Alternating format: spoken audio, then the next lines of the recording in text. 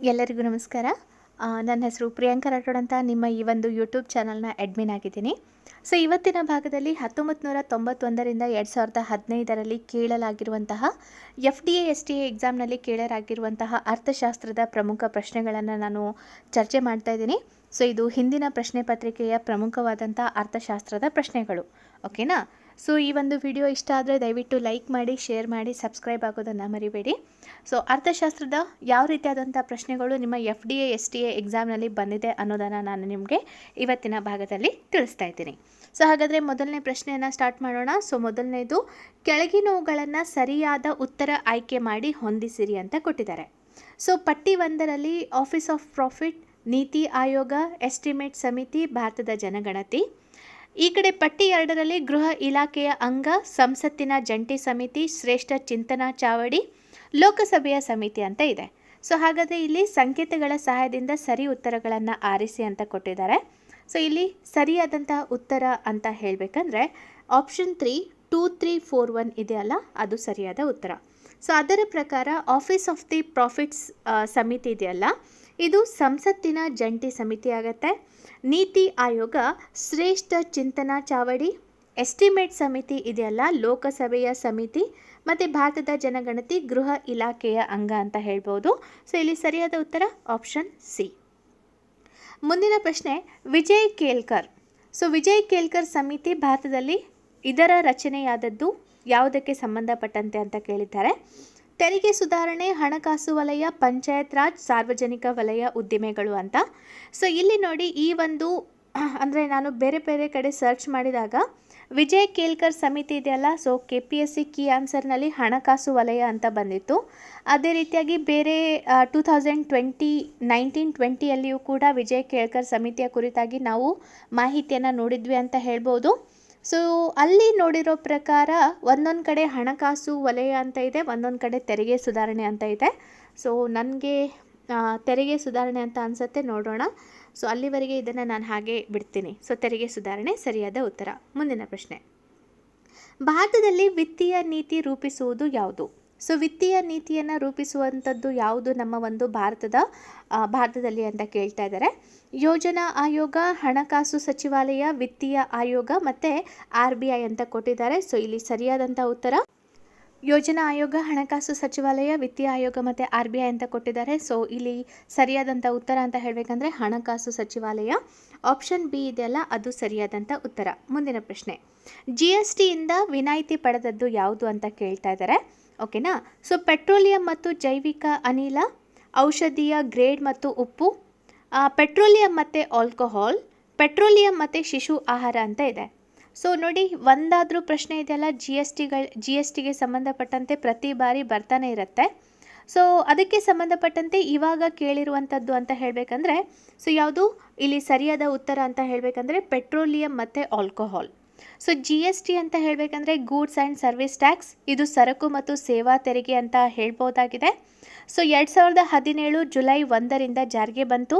So ಇದಕ್ಕೆ ಸಂಬಂಧಪಟ್ಟಂಥ ತಿದ್ದುಪಡಿ ಯಾವುದು ಅಂತ ಹೇಳಬೇಕಂದ್ರೆ 101ನೇ ತಿದ್ದುಪಡಿ ಕಾಯ್ದೆ. ಸೊ ಇದರಿಂದ ವಿನಾಯಿತಿ ಪಡೆದದ್ದು ಪೆಟ್ರೋಲಿಯಂ ಮತ್ತು ಆಲ್ಕೋಹಾಲ್ ಅಂತ ಹೇಳ್ಬೋದು. ಸೊ ಮೇನಾಗಿ ಫಸ್ಟ್ ಇದನ್ನು ಅಳವಡಿಸಿಕೊಂಡದ್ದು ಫ್ರಾನ್ಸ್ ಆದರೆ ನಾವು ಪ್ರಮುಖವಾಗಿ ಕೆನಡಿಯನ್ ಮಾಡೆಲನ್ನು ಅಳವಡಿಸಿಕೊಂಡಿದ್ದೀವಿ. ಸೊ ರಿಸರ್ವ್ ಬ್ಯಾಂಕ್ ಆಫ್ ಇಂಡಿಯಾದ ಪ್ರಸ್ತುತ ಗವರ್ನರ್ ಯಾರು ಅಂತ ಕೇಳ್ತಾ ಇದ್ದಾರೆ. ಸೊ ಉರ್ಜಿತ್ ಪಟೇಲ್, ಶಕ್ತಿಕಾಂತ್ ದಾಸ್, ಕೃಷ್ಣಮೂರ್ತಿ ಸುಬ್ರಹ್ಮಣ್ಯಂ ಮತ್ತು ಸುನಿಲ್ ಅರೋರಾ ಅಂತ ಇದೆ. ಸೊ ನಿಮಗೆಲ್ಲರಿಗೂ ಗೊತ್ತಿರುವ ಹಾಗೆ ಸೊ ರಿಸರ್ವ್ ಬ್ಯಾಂಕ್ ಆಫ್ ಇಂಡಿಯಾದ ಪ್ರಸ್ತುತ ಗವರ್ನರ್ ಶಕ್ತಿಕಾಂತ್ ದಾಸ್ ಅಂತ ನಾವು ಹೇಳ್ಬೋದು. ಆಪ್ಷನ್ ಬಿ ಸರಿಯಾದಂಥ ಉತ್ತರ. ನೆಕ್ಸ್ಟ್ ನೋಡೋಣ, ಸರ್ವೇಕ್ಷಣ್ ಒಂದು ತ್ರೈಮಾಸಿಕ ನಿಯತಕಾಲಿಕೆ ಆಗಿದ್ದು ಇದು ಇವರಿಂದ ಪ್ರಕಟಿಸಲ್ಪಡುತ್ತೆ. ಸೊ ಸರ್ವೇಕ್ಷಣ್ ಪ್ರಮುಖವಾಗಿ ಯಾರಿಂದ ಪ್ರಕಟಿಸಲ್ಪಡುತ್ತೆ ಅಂತ ಇಲ್ಲಿ ಪ್ರಶ್ನೆಯನ್ನು ಕೇಳ್ತಾ ಇದ್ದಾರೆ. ಸೊ ನ್ಯಾಷನಲ್ ಸ್ಯಾಂಪಲ್ ಸರ್ವೆ, ಆಮೇಲೆ ರಾಷ್ಟ್ರೀಯ ಮಾದರಿ ಸಮೀಕ್ಷೆ ಅಂತ, ಸೆಂಟ್ರಲ್ ಸ್ಟ್ಯಾಟಿಸ್ಟಿಕ್ ಆಫೀಸ್ ಕೇಂದ್ರ ಸಂಖ್ಯಾಶಾಸ್ತ್ರೀಯ ಕಚೇರಿ, ರಿಜಿಸ್ಟ್ರಾರ್ ಜನರಲ್ ಆಫ್ ಇಂಡಿಯಾ ಮತ್ತು ಲೇಬರ್ ಬ್ಯೂರೋ ಅಂತ ಇದೆ. ಹಾಗಾದರೆ ಇಲ್ಲಿ ಸರಿಯಾದಂಥ ಒಂದು ಉತ್ತರ. ಸೊ ಇಲ್ಲಿ ಸರಿಯಾದಂಥ ಉತ್ತರ ಅಂತ ಹೇಳಬೇಕಂದ್ರೆ ನ್ಯಾಷನಲ್ ಸ್ಯಾಂಪಲ್ ಸರ್ವೆ, ರಾಷ್ಟ್ರೀಯ ಮಾದರಿ ಸಮೀಕ್ಷೆ ಆಪ್ಷನ್ ಇದೆಯಲ್ಲ, ಅದು ಸರಿಯಾದಂಥ ಉತ್ತರ ಅಂತ ಹೇಳ್ಬೋದು. ಸೊ ತ್ರೈಮಾಸಿಕ ನಿಯತಕಾಲಿಕೆಯನ್ನು ಬಿಡುಗಡೆ ಮಾಡುವಂಥ ಒಂದು ಸಂಸ್ಥೆ national sample survey, option A correct ಆಗಿದೆ. ಮುಂದಿನ ಪ್ರಶ್ನೆ, ಬಳಕೆದಾರ ಬೆಲೆ ಸೂಚ್ಯಂಕದಲ್ಲಿ ಯಾವ ಬಾಬ್ತು ಅತಿ ಹೆಚ್ಚಿನ ತೂಕವನ್ನು ಹೊಂದಿದೆ ಅಂತ ಇಲ್ಲಿ ಕೇಳ್ತಾ ಇದ್ದಾರೆ. ಬಾಡಿಗೆ, ಆಹಾರ, ಇಂಧನ ಮತ್ತು ವಸ್ತ್ರ ಅಂತ ಕೇಳ್ತಾ ಇದ್ದಾರೆ. ಇಲ್ಲಿ ಸರಿಯಾದ ಉತ್ತರ ಆಹಾರ. ಸೊ ಮಾನವನ ಮೂಲಭೂತ ಅವಶ್ಯಕತೆಗಳಲ್ಲಿ ಆಹಾರ ಕೂಡ ನಿಮ್ಗೆಲ್ಲರಿಗೂ ಗೊತ್ತು, ಮತ್ತು ಇದು ಬಳಕೆದಾರರ ಬೆಲೆ ಸೂಚ್ಯಂಕದಲ್ಲಿ ಆಹಾರ ಬಾಬ್ತು ಇದೆಯಲ್ಲ ಅತಿ ಹೆಚ್ಚಿನ ತೂಕವನ್ನು ಹೊಂದಿದೆ ಅಂತ ನಾವು ಹೇಳ್ಬೋದಾಗಿದೆ. ಸೊ ಇಲ್ಲಿ ಆಹಾರ ಸರಿಯಾದ ಉತ್ತರ. ಸೊ ಮನೋರಂಜನಾ ತೆರಿಗೆಯನ್ನು ವಿಧಿಸುವುದು ಯಾವುದು? ಸೊ ನಿಮ್ಗೆಲ್ಲರಿಗೂ ಗೊತ್ತು, ಕೇಂದ್ರ ಪಟ್ಟಿ, ರಾಜ್ಯ ಸರ್ಕಾರ, ಕೇಂದ್ರ ಸರ್ಕಾರ, ಸೊ ಅದೆಲ್ಲ ವಿಧಿಸುವಂಥ ತೆರಿಗೆಗಳು ಬರುತ್ತೆ ಅಂತ. ಇಲ್ಲಿ ಪ್ರಮುಖವಾಗಿ ಏನು ಎಂಟರ್ಟೈನ್ಮೆಂಟ್ ಟ್ಯಾಕ್ಸ್ ಅಥವಾ ಮನೋರಂಜನಾ ತೆರಿಗೆ ಕುರಿತಾಗಿ ಅವರು ಕೇಳ್ತಾ ಇದ್ದಾರೆ. ಸೊ ಇದನ್ನು ವಿಧಿಸುವಂಥದ್ದು ಯಾವುದು? ರಾಜ್ಯ ಸರ್ಕಾರ ಅಂತ ಹೇಳ್ಬೋದು. ಸೊ ಮನೋರಂಜನಾ ತೆರಿಗೆ ಪ್ರಮುಖವಾಗಿ ರಾಜ್ಯ ಸರ್ಕಾರಕ್ಕೆ ಸಂಬಂಧಪಟ್ಟಿದೆ. ಸೊ ಅದರಿಂದ ಬರುವಂಥ ಹಣವನ್ನು ಕೂಡ ರಾಜ್ಯ ಸರ್ಕಾರನೇ ವಿನಿಯೋಗಿಸಿಕೊಳ್ಳುತ್ತೆ ಅಂತ ಹೇಳ್ಬೋದು. ಸೊ ಆಪ್ಷನ್ ಎ ಸರಿಯಾಗಿದೆ. ನೆಕ್ಸ್ಟ್ ನೋಡೋಣ, ನಗರ ಪ್ರದೇಶಕ್ಕಿಂತ ಗ್ರಾಮೀಣ ಪ್ರದೇಶಗಳಲ್ಲಿ ಹೆಚ್ಚು ಕ್ಯಾಲರಿ ಬೇಕಾಗುತ್ತದೆ ಏಕೆಂದರೆ? ಗ್ರಾಮೀಣ ಜನರು ಹೆಚ್ಚು ಊಟ ಮಾಡುತ್ತಾರೆ, ಗ್ರಾಮೀಣ ಜನರ ದೇಹ ದಾಢ್ಯತೆ ಹೆಚ್ಚಿರುತ್ತದೆ, ಗ್ರಾಮೀಣ ಜನರು ಹೆಚ್ಚು ದೈಹಿಕ ಕೆಲಸ ಮಾಡುತ್ತಿರುತ್ತಾರೆ, ಗ್ರಾಮೀಣ ಜನರು ಹೆಚ್ಚು ವಿಶ್ರಾಂತಿ ತೆಗೆದುಕೊಳ್ತಾರೆ. ಸೊ ಇಲ್ಲಿ ಸರಿಯಾದಂಥ ಉತ್ತರ ಅಂತ ಹೇಳಬೇಕಂದ್ರೆ ಗ್ರಾಮೀಣ ಜನರು ಹೆಚ್ಚು ದೈಹಿಕ ಕೆಲಸ ಮಾಡ್ತಾರೆ. ಸೊ ನೋಡಿ, ನಗರ ಪ್ರದೇಶದ ಜನರಿಗೆ, ಸೊ ನಾವು ನಗರ ಪ್ರದೇಶದ ಒಂದು ಜನರನ್ನು ನಾವು ಕಂಪೇರ್ ಮಾಡಿದರೆ ಅವರಿಗೆ ಪ್ರತಿದಿನ 2100 ಗ್ರಾಮ್ ಕ್ಯಾಲರಿ ಬೇಕಾಗತ್ತೆ. ಸೊ ಎಷ್ಟು ಕ್ಯಾಲರಿ ಬೇಕಾಗುತ್ತೆ ನಗರದ ಜನರಿಗೆ ಅಂತ ಹೇಳಬೇಕಂದ್ರೆ 2100 ಗ್ರಾಮ್ ಕ್ಯಾಲರಿ ಬೇಕಾಗಿರುತ್ತೆ. ಸೊ ಅದೇ ರೀತಿಯಾಗಿ ಇದು ಪ್ರಮುಖವಾಗಿ ನಗರದ ಪ್ರದೇಶರಿಗೆ ಬೇಕಾಗತ್ತೆ. ಸೊ ಅದೇ ರೀತಿಯಾಗಿ ಗ್ರಾಮೀಣ ಪ್ರದೇಶಕ್ಕೆ ಸಂಬಂಧಪಟ್ಟಂತೆ ನಾವು ಸ್ವಲ್ಪ ನೋಡಿದರೆ, ಗ್ರಾಮೀಣ ಪ್ರದೇಶದಲ್ಲಿ ಇದೆಯಲ್ಲ, ಸೊ ಅಲ್ಲಿ ಜಾಸ್ತಿ ಒಂದು ಕ್ಯಾಲರಿ ಬೇಕಾಗಿರುತ್ತೆ. ಯಾಕಂದರೆ ಅವರು ದೈಹಿಕ ಕೆಲಸ ಹೆಚ್ಚಿಗೆ ಮಾಡೋದ್ರಿಂದ ಗ್ರಾಮೀಣ ಪ್ರದೇಶದಲ್ಲಿ 2400 ಗ್ರಾಮ್ ಕ್ಯಾಲರಿಗಳಷ್ಟು ಪ್ರತಿನಿತ್ಯ ಅವರಿಗೆ ಅವಶ್ಯಕವಾಗಿದೆ ಅಂತ ಹೇಳ್ಬೋದು. ಸೊ ಇಲ್ಲಿ ಆಪ್ಷನ್ ಸಿ ಇದೆಯಲ್ಲ, ಅದು ಸರಿಯಾದ ಉತ್ತರ. ನೆಕ್ಸ್ಟ್ ನೋಡೋಣ, ಸುವರ್ಣ ಕ್ರಾಂತಿ ಅವಧಿಯಲ್ಲಿ ಅತ್ಯಧಿಕ ಉತ್ಪಾದನೆ ಆಗಿತ್ತು ಯಾವುದರದ್ದು ಅಂತ ಕೇಳ್ತಾ ಇದ್ದಾರೆ. ತೋಟಗಾರಿಕೆಯಲ್ಲಿ, ಸಾವಯವ ಕೃಷಿಯಲ್ಲಿ, ಮೀನುಗಾರಿಕೆಯಲ್ಲಿ ಮತ್ತು ವಾಣಿಜ್ಯ ಬೆಳೆಗಳು ಅಂತ ಕೇಳ್ತಾ ಇದ್ದಾರೆ. ಇಲ್ಲಿ ಸರಿಯಾದಂಥ ಉತ್ತರ ತೋಟಗಾರಿಕೆಯಲ್ಲಿ ಅತಿ ಹೆಚ್ಚು ಏನಾಗಿತ್ತು, ಸೊ ಏನು ಉತ್ಪಾದಕತೆ ಆಗಿತ್ತು ಅಂತ ನಾವು ಹೇಳ್ಬೋದು. ಸೊ ನಿಮಗೆಲ್ಲರಿಗೂ ಗೊತ್ತು, ಹಣ್ಣುಗಳ ಅಧ್ಯಯನಕ್ಕೆ ಸಂಬಂಧಪಟ್ಟಂತೆ ಪೋಲಾಜಿ ಅಂತ ನಾವು ಕರಿತೀವಿ. ಸೊ ಮತ್ತು ಈ ಹಣ್ಣುಗಳ ಉತ್ಪಾದನೆ ತೋಟಗಾರಿಕೆಯನ್ನು ಸುವರ್ಣ ಕ್ರಾಂತಿ ಅಂತ ಕರಿತೀವಿ. ಸೊ ಈ ರೀತಿಯಾಗಿ ಬಹಳಷ್ಟು ಒಂದು ಕ್ರಾಂತಿಗಳು ಪಕ್ಕ ನಿಮಗೆ ಕ್ವಶನ್ಸ್ಗಳು ಬರ್ತಾನೆ ಇರುತ್ತೆ. ಸೊ ಫಾರ್ ಎಕ್ಸಾಂಪಲ್ ನೀಲಿ ಕ್ರಾಂತಿ ಅಥವಾ ಮತ್ಸ್ಯ ಕ್ರಾಂತಿ ಅಂತ ಹೇಳ್ಬೋದು, ಮೀನು ಉತ್ಪಾದನೆಗೆ ಸಂಬಂಧಪಟ್ಟಂತೆ ಬರುತ್ತೆ. ಹಸಿರು ಕ್ರಾಂತಿ ಆಹಾರ ಧಾನ್ಯಕ್ಕೆ ಸಂಬಂಧಪಟ್ಟಂತೆ, ಪಿಂಕ್ ಕ್ರಾಂತಿ ಸಿಗಡಿ ಮೀನು ಮತ್ತು ಈರುಳ್ಳಿಗೆ ಸಂಬಂಧಪಟ್ಟಂತೆ, ಕಂದು ಕ್ರಾಂತಿ ಅಸಾಂಪ್ರದಾಯಿಕ ಇಂಧನಕ್ಕೆ ಸಂಬಂಧಪಟ್ಟಂತೆ, ಬೂದು ಕ್ರಾಂತಿ ಹತ್ತಿ ಉತ್ಪಾದನೆಗೆ, ಚಿನ್ನದ ಕ್ರಾಂತಿ ತೋಟಗಾರಿಕೆಗೆ, ಕಪ್ಪು ಕ್ರಾಂತಿ ಕಲ್ಲಿದ್ದಲು ಉತ್ಪಾದನೆಗೆ, ದುಂಡು ಕ್ರಾಂತಿ ಆಲೂಗಡ್ಡೆ ಉತ್ಪಾದನೆಗೆ, ಬೆಳ್ಳಿ ಕ್ರಾಂತಿ ಮೊಟ್ಟೆಗಳ ಉತ್ಪಾದನೆ, ಕೆಂಪು ಕ್ರಾಂತಿ ಟೊಮೆಟೊ ಮತ್ತು ಮಾಂಸದ ಉತ್ಪಾದನೆಗೆ. ಸೊ ಈ ರೀತಿಯಾಗಿ ಹಲವಾರು ರೀತಿಯಾದಂತಹ ಕ್ರಾಂತಿಗಳನ್ನು ನಾವು ನೋಡ್ಬೋದು. ಸೊ ಇಲ್ಲಿ ಇದು ಸಂಬಂಧಪಟ್ಟಿರೋದು ತೋಟಗಾರಿಕೆಯಲ್ಲಿ ಅಂತ ಹೇಳ್ಬೋದು.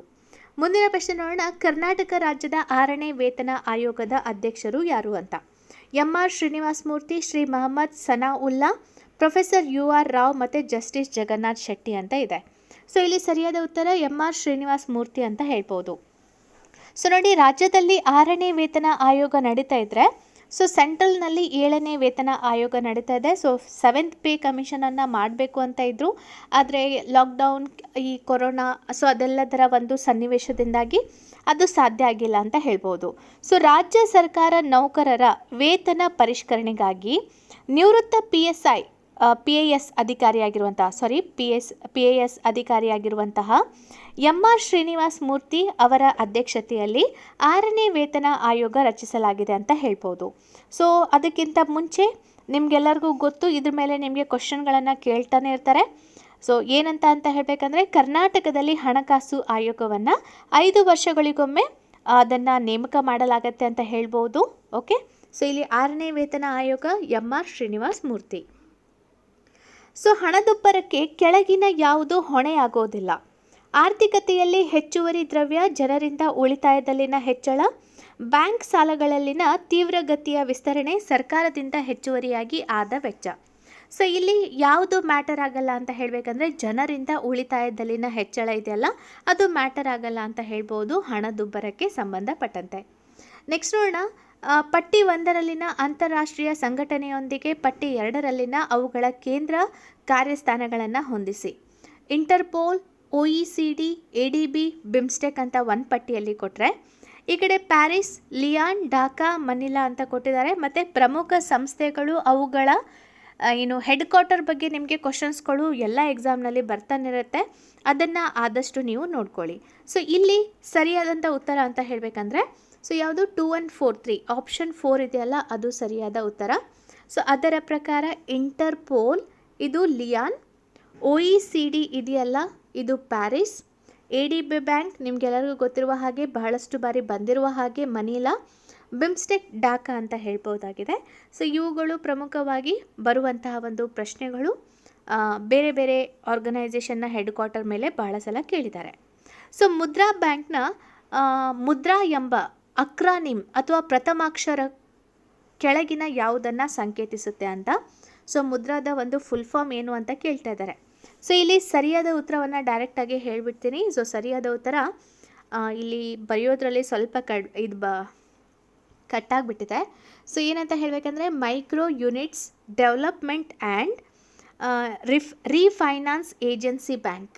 ಇಲ್ಲಿ ರೀಫೈನಾನ್ಸ್ ಏಜೆನ್ಸಿ ಬ್ಯಾಂಕ್. ಸೊ ಇಲ್ಲಿ ಇನ್ನೊಮ್ಮೆ ಹೇಳಿಬಿಡ್ತೀನಿ, Mudra full form micro units development and refinance agency bank. Option C ಇದೆಯಲ್ಲ ಅದು ಸರಿಯಾದಂಥ ಉತ್ತರ. ಮುಂದಿನ ಪ್ರಶ್ನೆ, ಭಾರತದಲ್ಲಿನ ಹಣದುಬ್ಬರಕ್ಕೆ ಸಂಬಂಧಿಸಿದಂತೆ ಕೆಳಗಿನ ಹೇಳಿಕೆಗಳಲ್ಲಿ ಯಾವುದು ಸರಿ?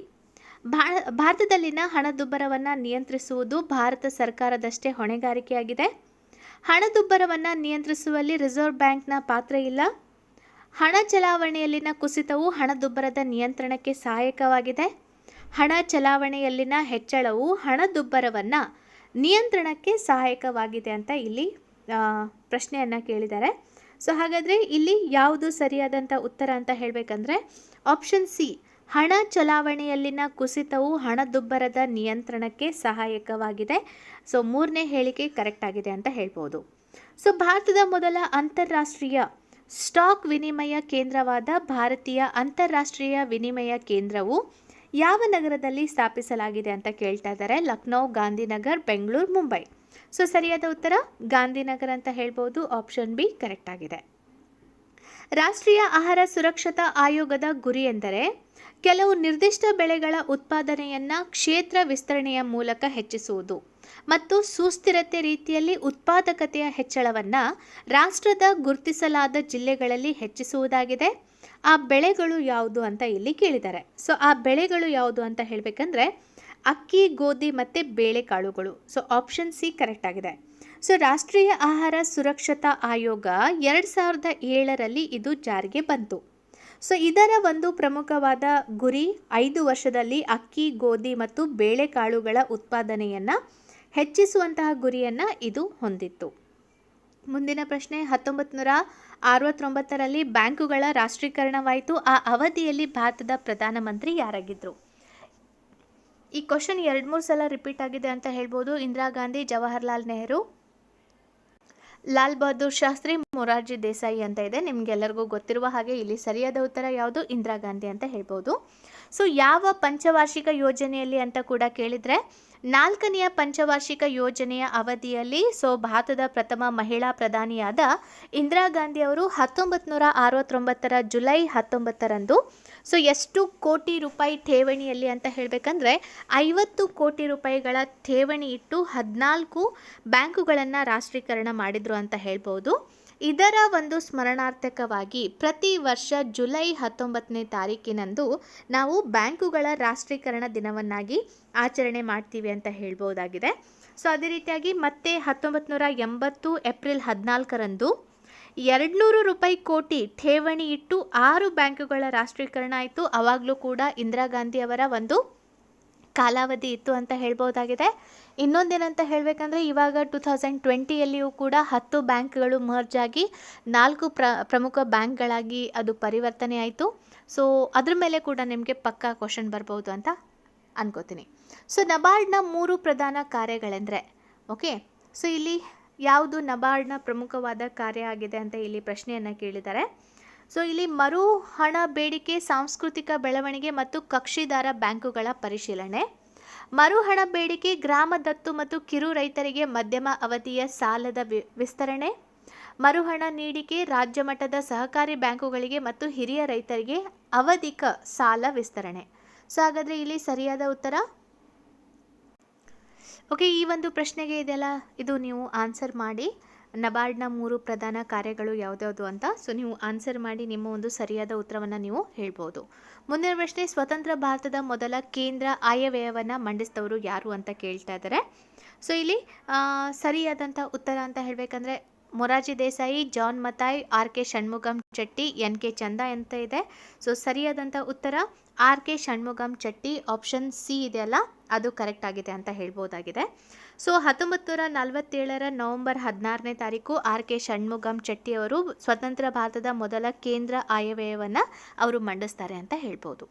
ನೆಕ್ಸ್ಟ್ ನೋಡೋಣ, ಸಂಘವನ್ನು ರಚಿಸುವ ಹಕ್ಕಿನಲ್ಲಿ ಈ ಪೈಕಿ ಯಾವುದನ್ನು ನೀಡಲಾಗಿಲ್ಲ.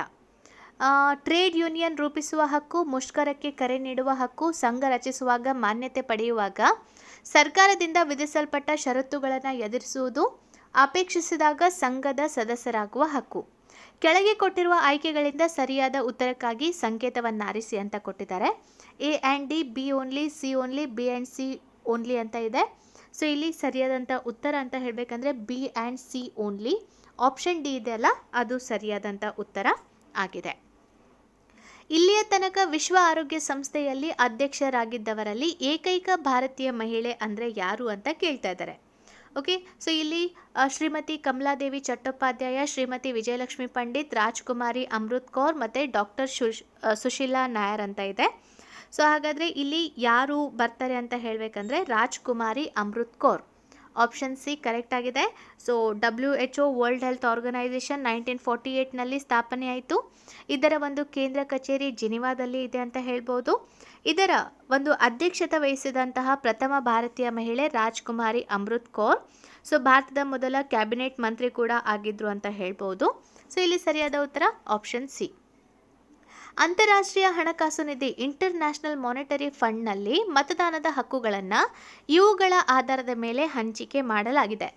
ಒಂದು ದೇಶ ಒಂದು ಮತ, ವಿಶ್ವದ ಆದಾಯದಲ್ಲಿ ಆಯಾ ದೇಶಗಳ ಆದಾಯದ ಪಾಲಿಗನುಗುಣವಾದ ಅನುಸಾರದ ಮೇಲೆ, ಪ್ರತಿಯೊಂದು ದೇಶವು ನೀಡಿರುವ ಕೊಡುಗೆಗಳ ಅನುಪಾತಕ್ಕೆ ಅನುಗುಣವಾಗಿ, ಕಾಲಕಾಲಕ್ಕೆ ಆಯಾ ದೇಶಗಳಿಗೆ ನೀಡಲಾಗಿರುವ ಕೋಟಾದ ಅನುಪಾತಕ್ಕೆ ಅನುಗುಣವಾಗಿ. ಸೊ ಇಲ್ಲಿ ಸರಿಯಾದ ಉತ್ತರ ಆಪ್ಷನ್ ಡಿ ಅಂತ ಹೇಳ್ಬೋದು. ಸೊ ಅಂತಾರಾಷ್ಟ್ರೀಯ ಹಣಕಾಸು ನಿಧಿ ಅಥವಾ ಇಂಟರ್ನ್ಯಾಷನಲ್ ಮಾನಿಟರಿ ಫಂಡ್ ಇದು ಸ್ಥಾಪನೆಯಾಗಿದ್ದು 1945ನಲ್ಲಿ. ಸೊ ವಾಷಿಂಗ್ಟನ್ DC ಕೇಂದ್ರ ಕಚೇರಿ ಅಥವಾ ಹೆಡ್ ಕ್ವಾರ್ಟರ್ ಅಂತ ಹೇಳ್ಬೋದು. ಸೊ ಇಲ್ಲಿ ಪ್ರಮುಖವಾಗಿ ಮತದಾನದ ಹಕ್ಕು ಹೆಂಗಿದೆ ಅಂದರೆ ಕಾಲಕಾಲಕ್ಕೆ ಆಯಾ ದೇಶಗಳಿಗೆ ನೀಡಲಾಗಿರುವ ಕೋಟಾದ ಅನುಪಾತಕ್ಕೆ ಅನುಗುಣವಾಗಿದೆ. ಸೊ ಭಾರತದಲ್ಲಿ ಪಟ್ಟಣವನ್ನು ಈ ಕೆಳಗಿನ ಯಾವುದರ ಆಧಾರದ ಮೇಲೆ ಪರಿಭಾಷಿಸಲಾಗುತ್ತೆ. ನಗರಸಭೆ ಇರುವ ಸ್ಥಳ, 5,000ಕ್ಕಿಂತ ಹೆಚ್ಚು ನಿವಾಸಿಗಳನ್ನು ಹೊಂದಿರುವ ಸ್ಥಳ, ಪೌರಸಭಾ ಕ್ಷೇತ್ರ ಸಮಿತಿ ಇರುವ ಸ್ಥಳ, ಮೇಲಿನ ಎಲ್ಲವೂ ಅಂತ ಇದೆ. ಸೊ ಇಲ್ಲಿ ಸರಿಯಾದಂಥ ಉತ್ತರ ಅಂತ ಹೇಳಬೇಕಂದ್ರೆ ಮೇಲಿನ ಎಲ್ಲವೂ. ಈ ಕೆಳಗಿನವುಗಳಲ್ಲಿ ಯಾವುದನ್ನು ಇತ್ತೀಚೆಗೆ ತೆಗೆದುಹಾಕಲಾಗಿದೆ. ಸೇವಾ ತೆರಿಗೆ, ಉಡುಗೊರೆ ತೆರಿಗೆ, ಸಂಪತ್ತು ತೆರಿಗೆ, ಮೌಲ್ಯವರ್ಧಿತ ತೆರಿಗೆ ಅಂತ ಇದೆ. ಸೊ ಸರಿಯಾದ ಉತ್ತರ ಸಂಪತ್ತು ತೆರಿಗೆ ಅಂತ ಹೇಳ್ಬೋದು. ಸೊ ಇದರ ಕುರಿತಾಗಿ ಹೇಳಬೇಕಂದ್ರೆ ವೆಲ್ತ್ ಟ್ಯಾಕ್ಸ್ ಆ್ಯಕ್ಟ್ 1957 ಭಾರತದ ಸಂಪತ್ತಿನ ಕಾಯ್ದೆ ಆಗಿದೆ. ಸೊ ಪ್ರತಿ ವರ್ಷ ಮಾರ್ಚ್ 31ರಂದು ಇಡೀ ಭಾರತಕ್ಕೆ ಸಂಬಂಧಪಟ್ಟಂತೆ ಈ ಕಾಯ್ದೆ ಅನ್ವಯಿಸ್ತಾ ಇತ್ತು. 2016 ಏಪ್ರಿಲ್ 1ರಿಂದ ಅದೇ ರೀತಿಯಾಗಿ 2015 ಫೆಬ್ರವರಿ 28 ಈ ಕಾಯ್ದೆಯ ಅನ್ವಯವನ್ನು ನಿಲ್ಲಿಸಲಾಯಿತು ಅಂತ ಹೇಳ್ಬೋದು. ಸೊ ಸಂಪತ್ತು ತೆರಿಗೆ ವೆಲ್ತ್ ಟ್ಯಾಕ್ಸ್ ಇದೆಯಲ್ಲ ಅದು ಸರಿಯಾದ ಉತ್ತರ. ಶಾಂತಕುಮಾರ್ ನೇತೃತ್ವದ ಅಧಿಕ ಶಕ್ತಿಯ ಸಮಿತಿಯು ಈ ಕೆಳಗಿನದಕ್ಕೆ ಸಂಬಂಧಿಸಿದೆ. ಉದ್ದಿಮೆಯ ಹಣಕಾಸು, ಭಾರತೀಯ ಆಹಾರ ನಿಗಮದ ಮರುಸ್ಥಾಪನೆ, ಪರಿಸರದ ಪ್ರಮಾಣ, ತೈಲ ಬೆಲೆಗಳ ಮರುಸ್ಥಾಪನೆ ಅಂತ ಇದೆ. ಸೊ ಇದು ಪ್ರಮುಖವಾಗಿ ಸಂಬಂಧಪಟ್ಟಿರೋದು ಭಾರತೀಯ ಆಹಾರ ನಿಗಮದ ಮರುಸ್ಥಾಪನೆ. ಮುಂದಿನ ಪ್ರಶ್ನೆ ನೋಡೋಣ. 14ನೇ ಹಣಕಾಸು ಆಯೋಗವು ಈ ಕೆಳಗಿನ ಯಾವ ಮಾನದಂಡಗಳ ಆಧಾರದ ಮೇಲೆ ರಾಜ್ಯಗಳಿಗೆ ಸಂಪನ್ಮೂಲಗಳನ್ನು ವಿತರಿಸುತ್ತದೆ ಅಂತ ಕೇಳ್ತಾ ಇದ್ದಾರೆ. ಸೊ ಇಲ್ಲಿ ಜನಸಂಖ್ಯೆ, ಜನಾಂಗೀಯ ಪರಿವರ್ತನೆ, ಆದಾಯದ ದೂರ ಪ್ರದೇಶ ಮತ್ತು ಅರಣ್ಯ ಪ್ರದೇಶ. ಜನಸಂಖ್ಯೆ, ಮೂಲಸೌಕರ್ಯ, ವಿತ್ತೀಯ ಶಿಸ್ತು ಮತ್ತು ಪ್ರದೇಶ. ಜನಸಂಖ್ಯೆ, ಜನಾಂಗೀಯ ಪರಿವರ್ತನೆ, ಮೂಲಸೌಕರ್ಯ ಮತ್ತು ಪ್ರದೇಶ.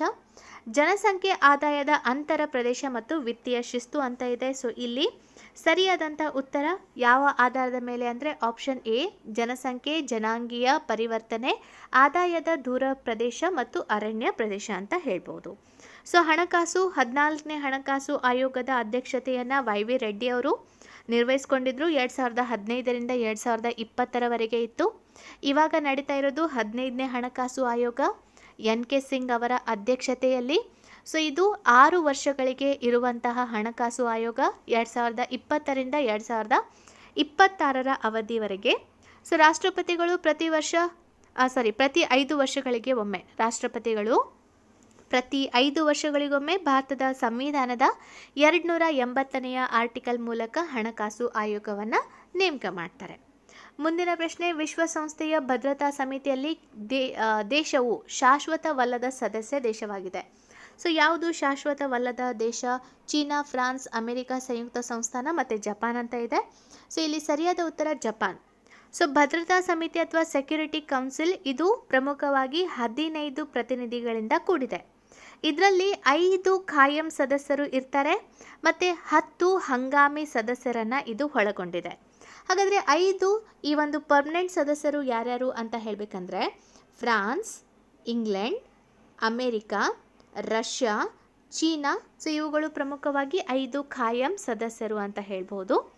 ಉಳಿದ 10 ಹಂಗಾಮಿ ಸದಸ್ಯರು ಇದ್ದಾರಲ್ಲ, ಪ್ರತಿ 2 ವರ್ಷಗಳ ಅವಧಿವರೆಗೆ ಸೊ ಸಾಮಾನ್ಯ ಸಭೆ ಅವರನ್ನು ಆಯ್ಕೆ ಮಾಡುತ್ತೆ. ಸೊ ಈ ಭದ್ರತಾ ಸಮಿತಿ ಹಂಗಾಮಿ ಸದಸ್ಯ ರಾಷ್ಟ್ರಕ್ಕೆ 1 ಓಟನ್ನು ನೀಡುವ ಅಧಿಕಾರವನ್ನು ನೀಡಿದೆ ಅಂತ ಹೇಳ್ಬೋದು. ಖಾಯಂ ಸದಸ್ಯರಿಗೆ ವಿಟೋ ಅಂದರೆ ನಿಷೇಧಾತ್ಮಕ ಮತ ಚಲಾಯಿಸುವ ಅಧಿಕಾರವನ್ನು ನೀಡಿದೆ ಅಂತ ಹೇಳ್ಬೋದು. ಸೊ ಇಲ್ಲಿ ಸರಿಯಾದಂಥ ಉತ್ತರ ಜಪಾನ್ ಆಗಿದೆ. ಓಕೆ, ಸೊ ಇದಿಷ್ಟು ಈ ಭಾಗದ ನಿಮ್ಮ 1991ರಿಂದ 2015ರವರೆಗೆ ಕೇಳಿರುವಂತಹ ಪ್ರಮುಖ ಅರ್ಥಶಾಸ್ತ್ರದ ಪ್ರಶ್ನೆಗಳನ್ನು ನಿಮಗೆ ಇವತ್ತಿನ ಭಾಗದಲ್ಲಿ ಚರ್ಚೆ ಮಾಡಿದ್ದೀನಿ. ಮತ್ತೆ ಉಳಿದದ್ದನ್ನು 2015 to 2020ವರೆಗೆ ಪ್ರಮುಖವಾದಂಥ ಪ್ರಶ್ನೆಗಳನ್ನು ಇನ್ನೊಂದು ಭಾಗ ಮಾಡಿ ನಾನು ಹೇಳಲಿಕ್ಕೆ ಪ್ರಯತ್ನವನ್ನು ಪಡ್ತೀನಿ. ಸೊ ಮೊದಲೆಲ್ಲ ಅಷ್ಟು ಕೇಳ್ತಿರಲಿಲ್ಲ, ಇವಾಗ ಇತ್ತೀಚೆಗೆ ನಿಮಗೆ ಯಾವುದು ಎಕನಾಮಿಕ್ಸ್ ಮೇಲೆ ಭಾಳಷ್ಟು ಪ್ರಶ್ನೆಗಳು ಬರ್ತಾ ಇದೆ. ಆದಷ್ಟು ಅದರ ಕಡೆ ಗಮನ ಕೊಡಿ ಅಂತ ಹೇಳ್ಬೋದು. ಈ ವಿಡಿಯೋ ಇಷ್ಟ ಆದರೆ ದಯವಿಟ್ಟು ಲೈಕ್ ಮಾಡಿ, ಶೇರ್ ಮಾಡಿ, ಸಬ್ಸ್ಕ್ರೈಬ್ ಆಗೋದನ್ನು ಮರಿಬೇಡಿ. Thank you so much.